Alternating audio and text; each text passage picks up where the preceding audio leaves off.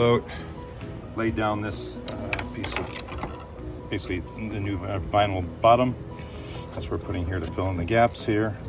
And just clean this up. Just used acetone on it. And I'm gonna cover this with epoxy real quick. See how that goes.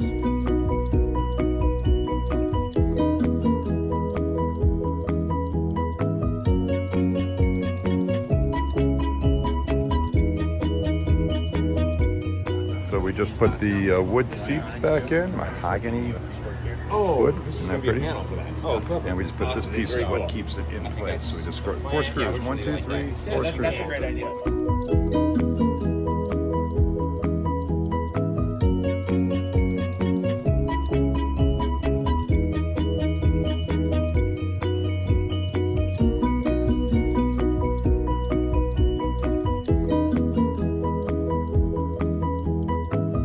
Maiden voyage here. Got the boat in the water.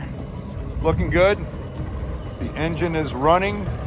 Boat is sitting much higher than we anticipated, but look at the engine just purring. New gas tank hooked up. Got a little storage, got the battery, got a little cooler, got some light preservers. The Bimini top is on. We are good to go. A lot of work.